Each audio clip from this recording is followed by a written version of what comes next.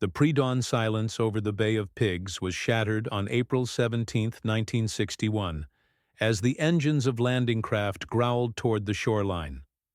1,400 Cuban exiles, trained, armed, and supported by the United States, prepared to reclaim their homeland from Fidel Castro's revolutionary government. What they didn't know was that they were pawns in a geopolitical disaster about to unfold, one that would embarrass the world's most powerful nation and strengthen the very regime they sought to overthrow. 3 days that would change the course of Cold War history had begun. 3 days that would test a young American president, embolden a revolutionary leader, and draw the battle lines of the Cold War even more starkly across the Caribbean Sea. This account draws from declassified CIA documents released in 1998, as reported by the New York Times. The roots of the invasion stretched back to January 1, 1959, when Fidel Castro's revolutionary forces marched triumphantly into Havana, overthrowing the U.S.-backed dictator Fulgencio Batista. Initially, American officials adopted a wait-and-see approach toward the bearded revolutionary. That cautious optimism quickly soured as Castro nationalized American businesses, embraced Soviet leader Nikita Khrushchev, and established a communist government just 90 miles from Florida's shores. President Dwight D. Eisenhower, viewing Cuba through the binary lens of Cold War politics, authorized the Central Intelligence Agency in March 1960 to develop a plan to remove Castro. The CIA began recruiting and training Cuban exiles in Guatemala, forming what would become Brigade 2500. The plan called for these fighters to establish a beachhead in Cuba, trigger a popular uprising against Castro, and install a provisional government that would receive immediate American diplomatic recognition. When John F. Kennedy assumed the presidency in January 1961, he inherited both the anti-Castro operation and the growing Cold War tensions it represented. Kennedy, at 43, was the youngest elected president in American history, and eager to demonstrate strength against communist expansion. After reviewing the CIA's plans, he gave his approval, though he insisted on changes to make Americans' involvement less obvious, including canceling planned airstrikes that would have cleared the way for the invasion force. The prospect of Castro's Cuba as a Soviet satellite was intolerable, said Richard Bissell, the CIA's deputy director for plans and the primary architect of the operation.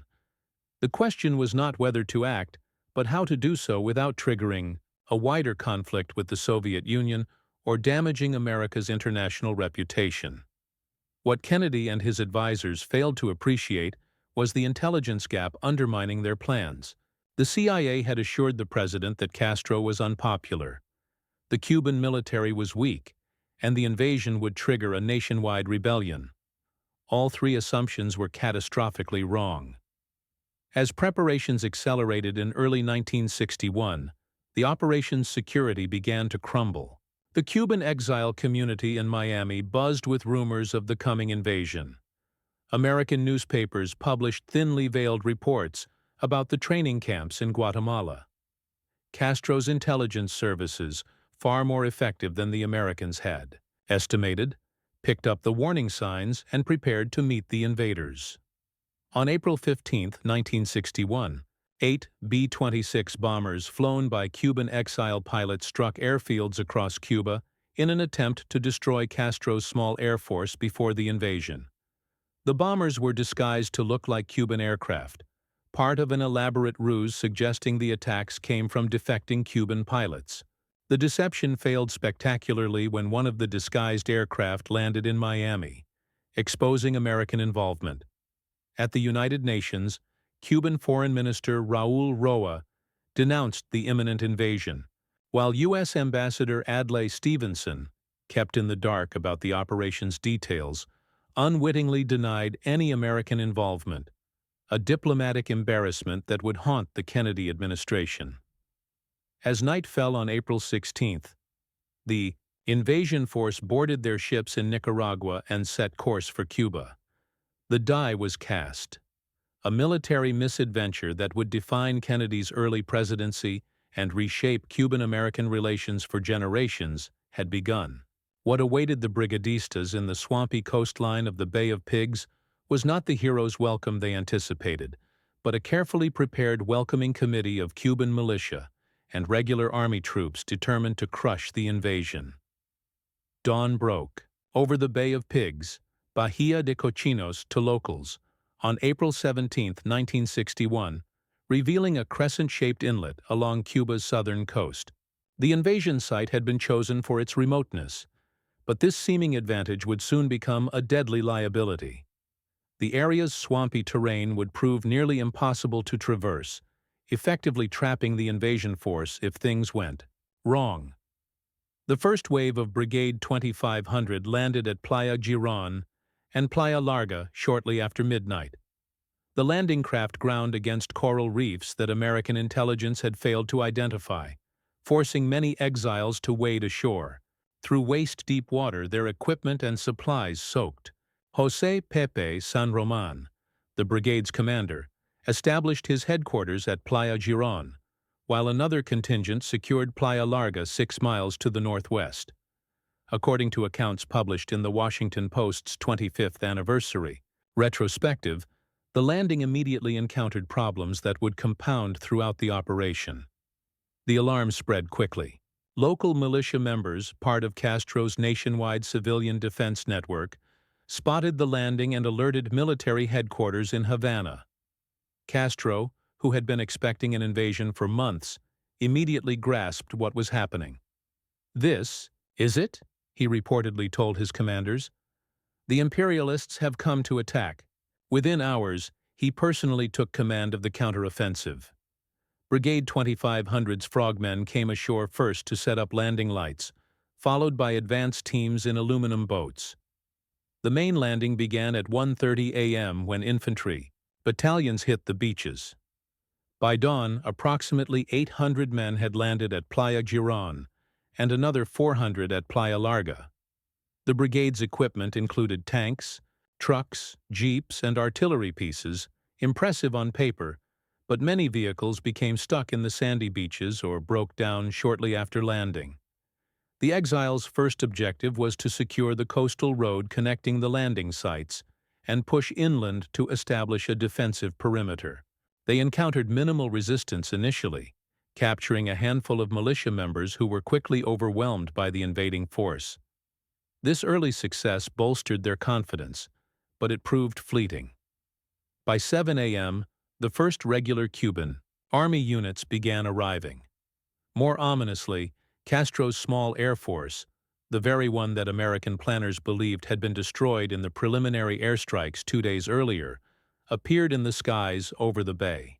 The Cuban pilots, flying British-made Sea Fury fighters and American-made T-33 jets, ironically sold to the previous Batista government, began strafing the invasion fleet and the landed forces.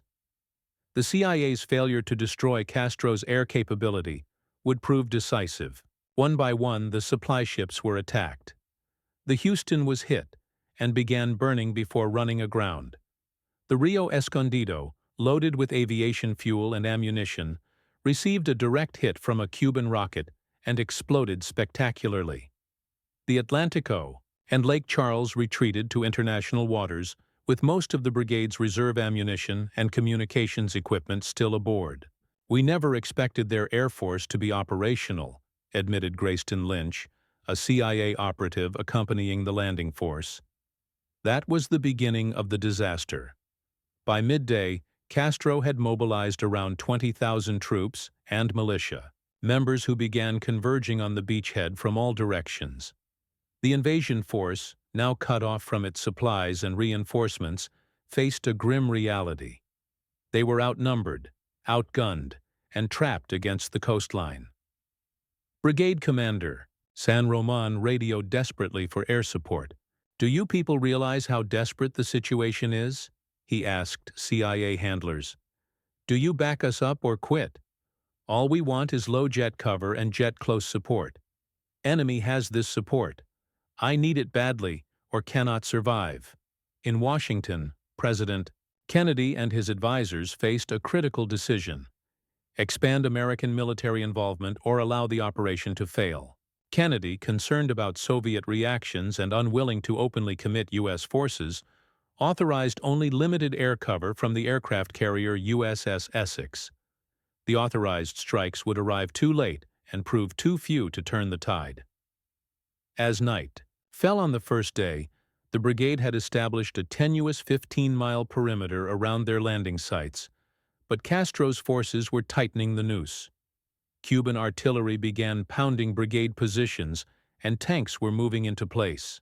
For the counterattack, the exiles' initial optimism had evaporated, replaced by the grim determination of men who realized they might be fighting their last battle. The critical first 24 hours had passed, and the operation was already veering toward disaster. The expected popular uprising had not materialized. The CIA's assumptions about Cuban military capabilities had proven catastrophically wrong. And in Washington, a young president was facing the first major crisis of his administration. By dawn on April 18th, the second day of the invasion, Castro had personally taken command of operations at the Central Australia sugar mill, just 17 miles from the Bay of Pigs. From this makeshift headquarters, he directed a massive counteroffensive, deploying tanks, artillery, and infantry in a coordinated effort to crush the invaders.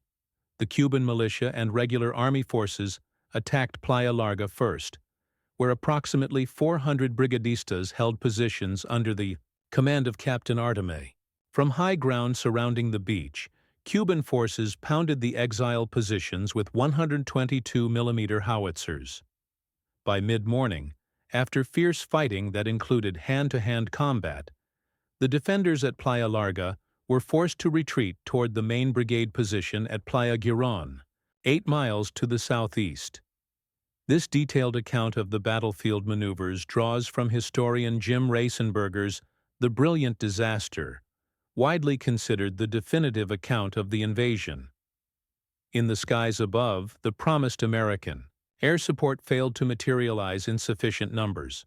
6 unmarked American B-26 bombers, flown by Alabama Air National Guard pilots hastily recruited for the mission, arrived over the beaches at dawn, but quickly retreated after encountering heavy anti-aircraft fire.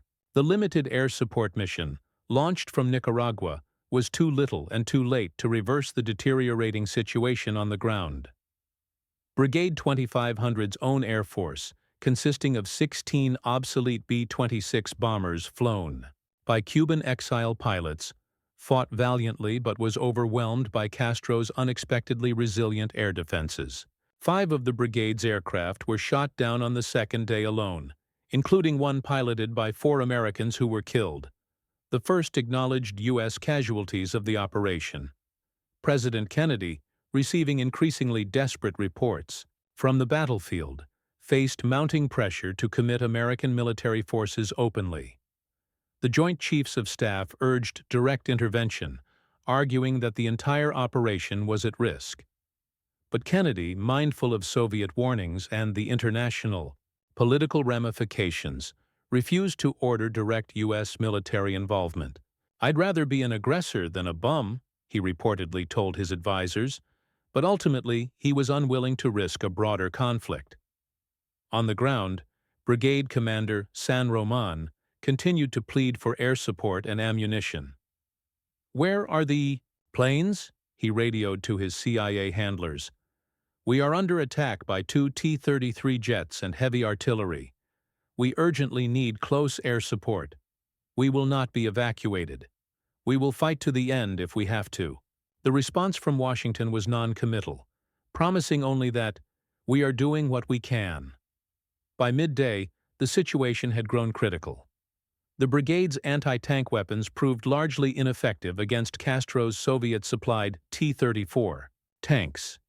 Cuban forces had cut the road between Playa Larga and Playa Girón, dividing the invasion force. Ammunition was running dangerously low, with some units down to their last few magazines. The paratroopers of the brigade dropped inland to secure key crossroads and prevent Cuban reinforcements from reaching the beachhead. found themselves surrounded and cut off. These isolated units fought with remarkable tenacity, holding out against overwhelming odds for hours before being forced to surrender or disperse into the Zapata swamps. Castro's forces applied relentless pressure, gradually shrinking the perimeter around Playa Girón. By nightfall on the second day, the brigade held only a small pocket around the village and beachhead. Cuban artillery maintained a continuous bombardment throughout the night, preventing rest and inflicting casualties on the increasingly exhausted exile force. In Washington, the mood at the White House had shifted from cautious optimism to grim resignation. Attorney General Robert Kennedy, the president's brother and closest advisor, recalled the atmosphere. "We all fought too hard against Castro to want to see him strengthened, but increasingly it appeared that our alternatives were narrowing down to two: either call the whole thing off and take the defeat, or move American forces in." The president was faced with an impossible situation. As the second day of fighting ended, Brigade 2500 had suffered significant casualties, approximately 70 killed and hundreds wounded, and was running critically short of ammunition, medical supplies, and food. Their territory had been reduced to a small perimeter around Playa Girón, with Cuban forces pressing in from three sides and the ocean at their backs. What had begun as a bold strike to overthrow Castro's government was rapidly becoming a desperate last stand. For the men of Brigade 2500, the question was no longer whether they could win, but whether they could survive. The third and final day of the Bay of Pigs invasion, April 19, 1961, dawned with Brigade 2500's position virtually hopeless. Surrounded on three sides, critically low on ammunition, and with no reinforcements coming, the approximately 1,200 remaining combat-effective brigadistas faced over 20,000 Cuban troops, backed by tanks, artillery, and air support. At 5:30 a.m., Castro ordered his forces to launch the final offensive. Preceded by an intense artillery barrage, Cuban T-34 tanks and infantry advanced on Playa Girón from the north and west.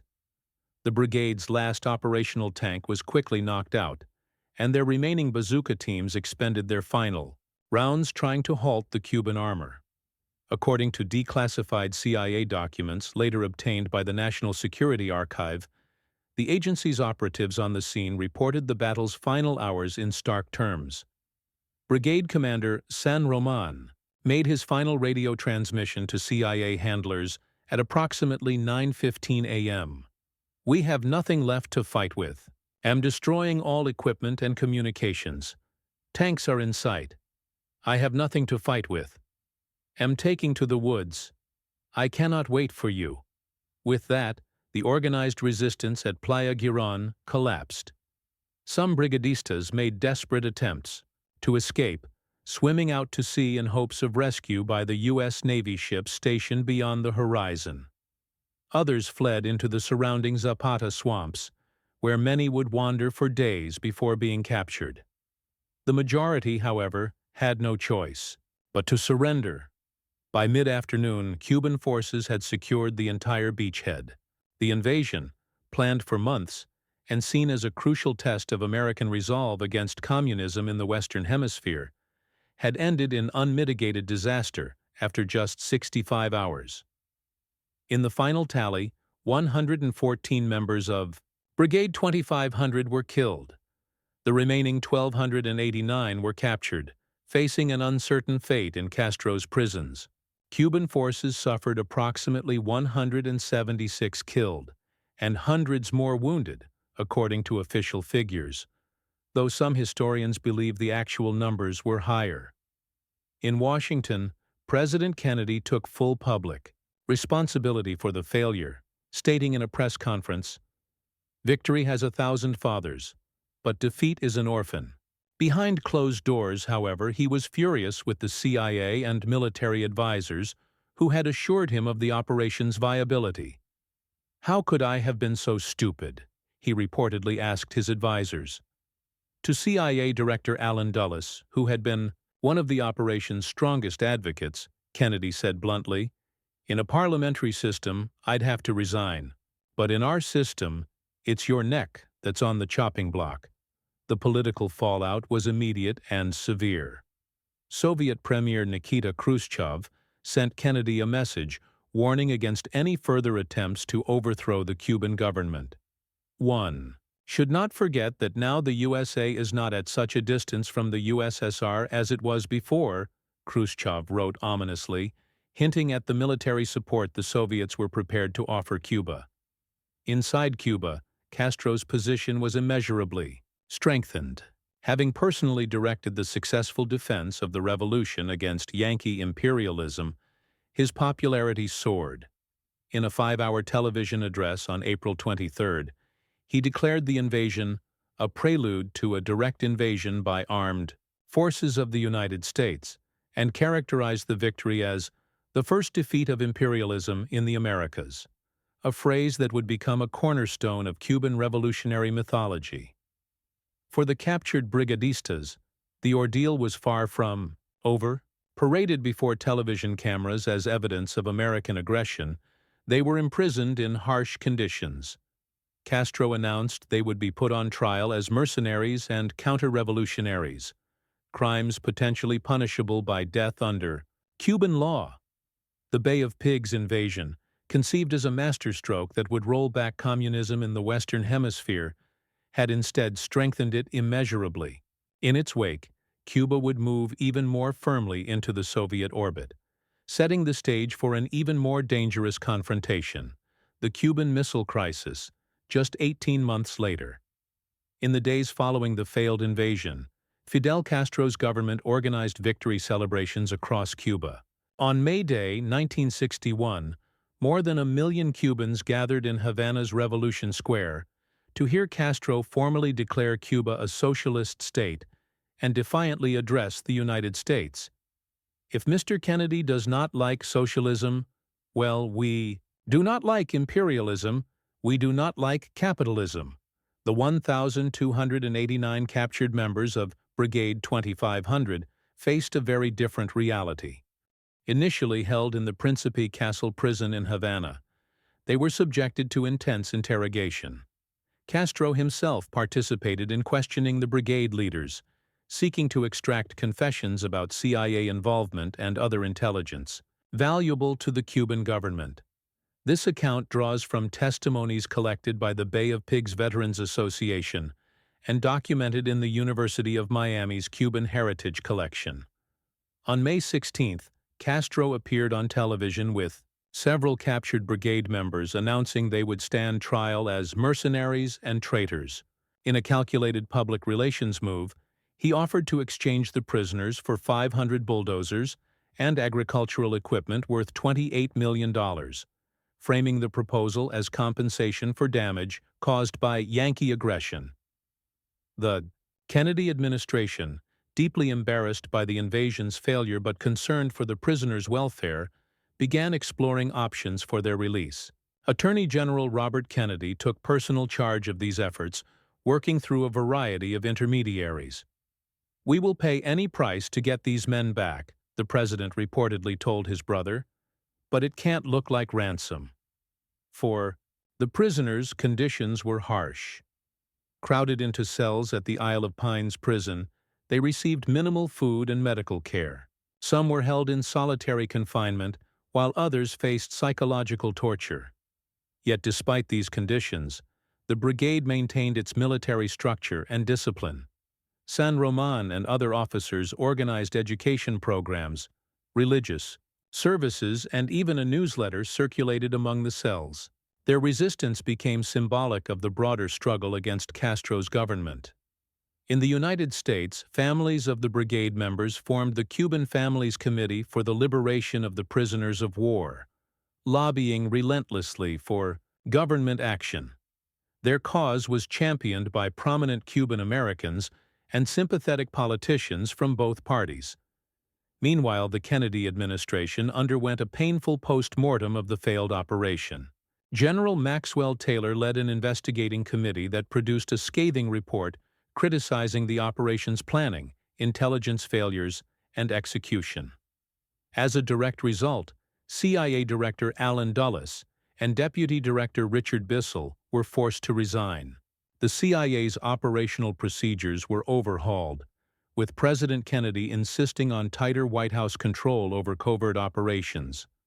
The Bay of Pigs disaster fundamentally changed Kennedy's approach to both his advisors and Cold War strategy. "I've got to learn from my mistakes," he told Special Assistant Arthur Schlesinger, Jr. "I'm just going to learn from experience." This hard-earned wisdom would prove crucial during the Cuban Missile Crisis of October 1962, when Kennedy's measured response helped avert nuclear war. For Castro, the invasion's defeat provided both internal and external benefits. Domestically, he used the victory to consolidate power, accelerating the revolution's socialist character and silencing opponents who could now be branded as potential collaborators with American imperialism. Internationally, the failed invasion pushed Cuba further into the Soviet orbit, with Castro securing pledges of military and economic assistance from Moscow. "We will not be intimidated," Castro declared in a speech marking the first anniversary of the victory. "The revolution is stronger than ever." These were not empty words.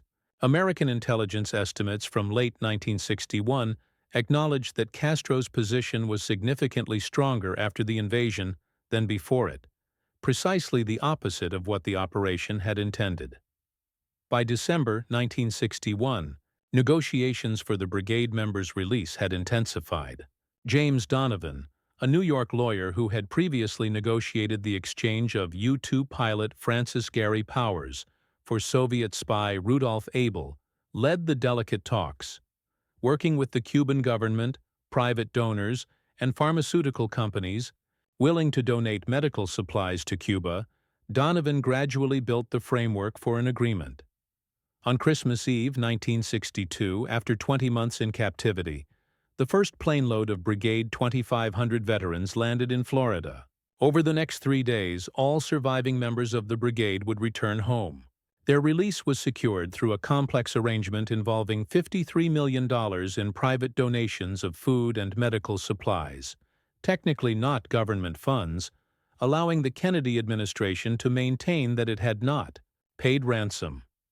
On December 29th, the brigade members gathered at Miami's Orange Bowl, where President Kennedy and Jackie Kennedy attended a ceremony to welcome them home. Kennedy accepted their battle flag, promising, "I can assure you that this flag will be returned to this brigade in a free Havana." President Kennedy's promise to return the brigade's flag to a free Havana remains unfulfilled 6 decades later. The Bay of Pigs invasion, rather than toppling Castro's government, helped cement it in place for generations to come. The operation's failure offers a profound case study in the limits of covert action, the dangers of groupthink among policymakers, and the unpredictable consequences of military intervention. In the months following the invasion, Kennedy's administration did not abandon its objective of removing Castro from power. Operation Mongoose, a broad covert program aimed at destabilizing the Cuban government, was launched under the direction of Attorney General Robert Kennedy.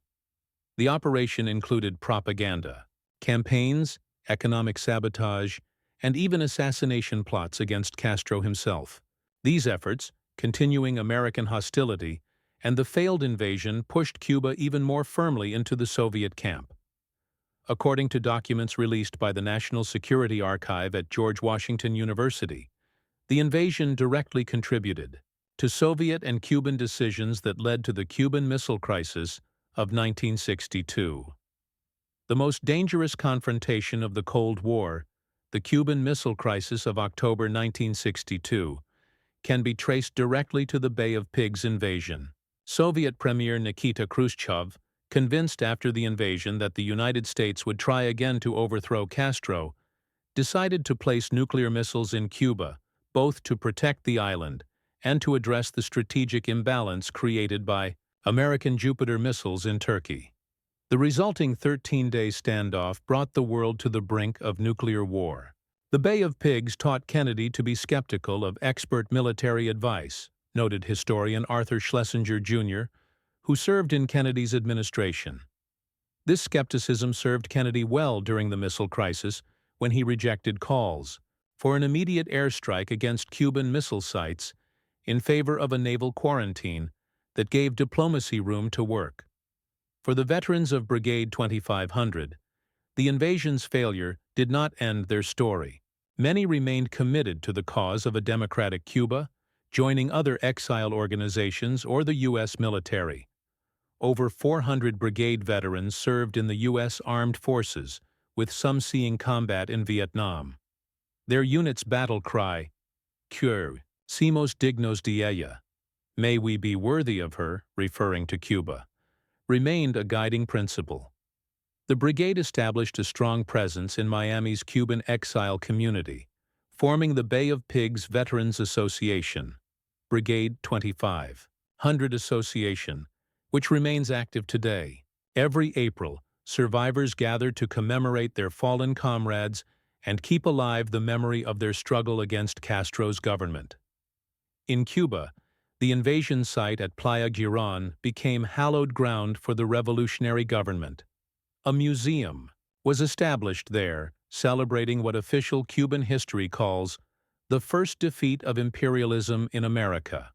Annual commemorations mark the victory, with the invasion serving as a foundational story in Cuban revolutionary mythology, proof of the revolution's ability to withstand American aggression.